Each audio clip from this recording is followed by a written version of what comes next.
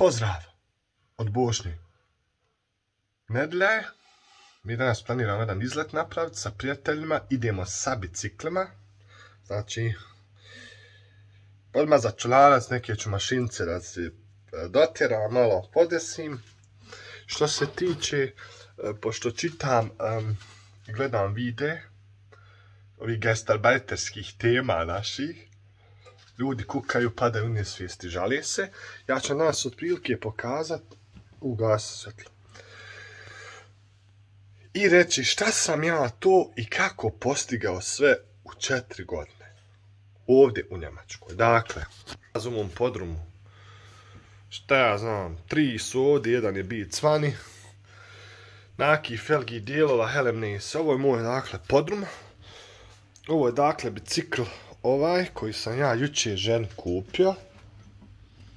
Znači, bajk je strahoba. Strašan je bicikl ovaj. Uglavnom,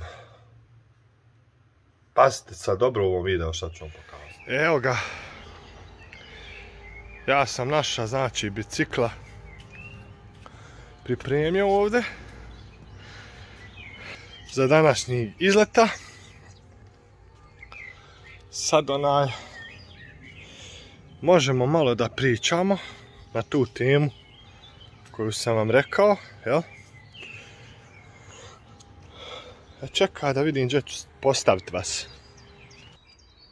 Ovako, da moramo ovako bolje komunicirati direkt.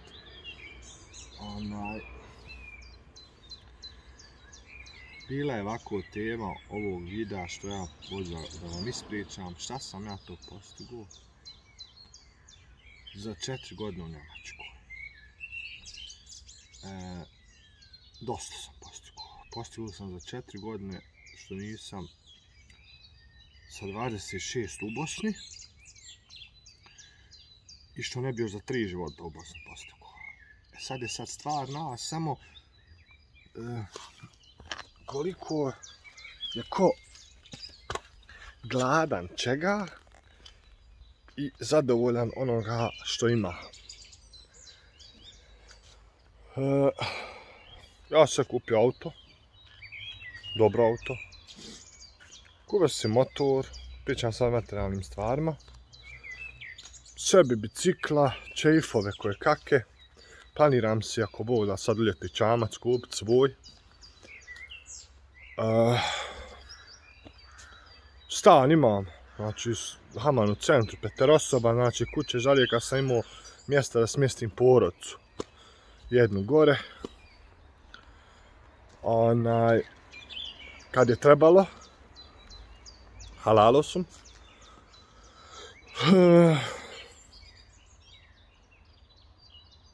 A najbitnije od svega što sam postigao, nematerijalne stvari, to su ljudi koje sam upoznao, moja iskustva ovdje,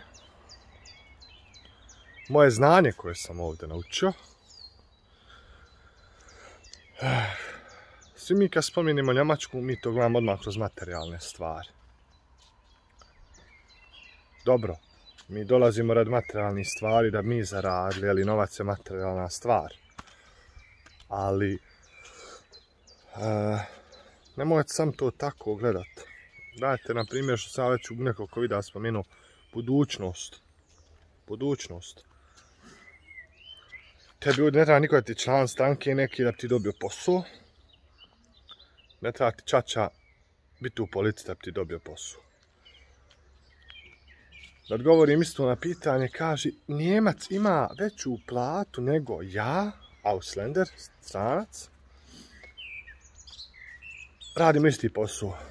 Vi druže, ovo zna ove gastarbajtere, bajtere i tako dalje, ne znam nija kako se već zovu, koji imaju toliko pretplatnika, nemojte mi za sve ljubomoran, ali na lažima na vama zarađuju. Vidio iskustva, znam da je istina spora, ali dođi kad tad, tako da i ove videe koje ja postavljam, nadam se da će jednog dana pomoći dosta ljudi. To nije istina što oni kažu. Ja imam platu u firmi, znači koja je bila, sad je kažu nešto američka postala, ali eto Švabo je opet glavna čivija. Ja imam veću platu od većine Švaba. Ja. Zašto? Zato što sam najeo koje kakvih stvari, ali sam trpio i šutio. Radio svoj posao, kad je trebalo dao sve od sebe, i to su ljudi, to je Švabo vidio i to Švabo cijeni. Pazi, ja imam svoju, na mom dijelu banda su dvojica Švaba. Pazi, dvojica Švaba. Ja sam to Auslander. I mi komuniciramo kako ćemo koje odluke donijeti. Pazi, ja sam Auslander. Znači, nije nemoguće i nije istina. Ja imam sada, hvala Bogu, ja sam učio dosta. Ja sam dosta posla naučio. Ja sam dobio posao elektrošpringera, elektroskakača, koji mora da zna na tome dijelu, ali sve poslove što tiče struje. Ali ja ne da sam samo elektrošpringer. Ja sam plaćen kao elektrošpringer, električar, koji zna komplete u tom dijelu, ali sve. Ne samo to, ja znam još od SA špringera, to je zonda u štatom, od dodatne opreme na autima, sam sve te poslove. I znam još poslova raditi samostalno, bez da mi ko pokazuje, skoro sve. I kako ja ne mogu onda da budem plaćan? Naučio sam jezik, znam raditi što mi se kaže, samostalno, znam naučiti ljude da rade to. O čemu mi pričamo tu? O čemu vi govorite da Švabo ima veću platu? Prvo i realno da ima, ako ima, neki ima, brate.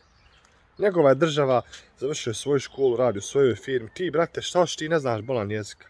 Većina vas koja dođe ovdje, vi ne znate pričati, ne znate se predstaviti. Dobro pa budete uopšte primljeni ovdje raditi. Treba biti realan. Naučite pričat, naučite poslove raditi, vidjet ćete kako će lako se naći poslove. Vidjet ćeš kako će se naći dodatni poslovi. Vidjet ćeš kako će se otvoriti vrata, nađeš drugi stan, bolji stan, da vedeš porodicu, da radiš mini job, ono, pazi. Uzmi plata, neću sad govoriti, ali hele, ne se uzmi platu, čovječe, ako ti radiš u firmi dobroj, znaš jezik, ono, ne može ti biti plata bolan ispod 2200. Ako ti znaš jezik, ako te cijene poštuju, ako napreduješ, brate, plata ide preko. Uzmi to da ti ili neko radi još u kući, ne job, pa ja jedini radim u kući. Boga mi, ja jedini radim u kući kod nas. Niko ne radi.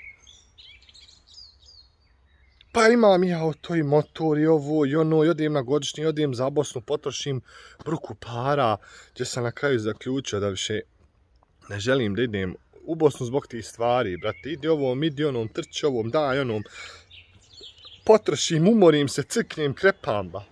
I nisam se odmorio, onda dođem ovdje to da nisam imao godišnji. Ove godine Bošnjo ne namjerava da ide za Bosnu. Žena želi, ona će ići avionom ako Bog. Žena će ići avionom ako Bog da hajli. Bošnjo planira ovdje da ostane, jer ima Bošnjo neke stvari ovdje da završi. Ona će ići na 7 dana, ako Bog, ako se ona vrati, onda će mi gdje ćemo mi. Ja znam da će ovdje duškat se, to znam. Ja ću ići da se odmorim i psihički i fizički ovdje.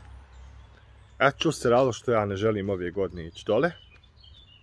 Nikad se ne zna, uvijek se može nešto promijeniti, možda i dođem, ali trenutni plan, nemam namjere.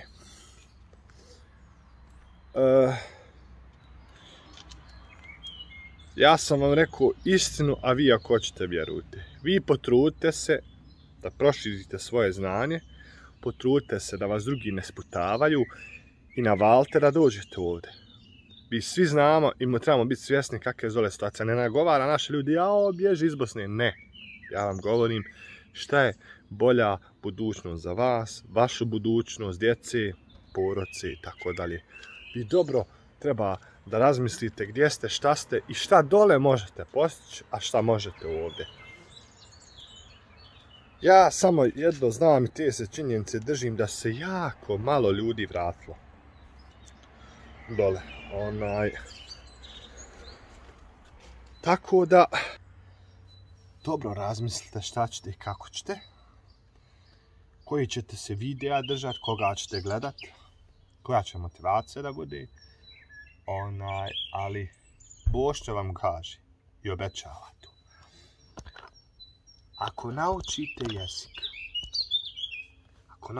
jezik, dođete u pravu firmu, nema da nećete uspjeti, to ne postoji. Bošća vam to kaže. Znači vi, zvonio mi je telefon, ne znam dokle sam došao, uglavnom da ne smara više, držite se svojih ciljeva, ljudi, ba. Manite se društvenih mreža. Kontaš, evo nakon ovog videa možete obrisati YouTube i sve obrišite, znači ne zanima nas niko. Sam će vas poremetiti.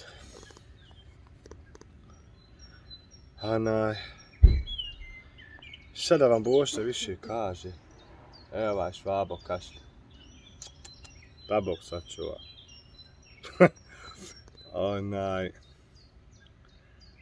Ništa onako, koga zanima moj život ovako, šta ja na primjer u hefti sedmici jednoj radim. Eno macovu. Mac.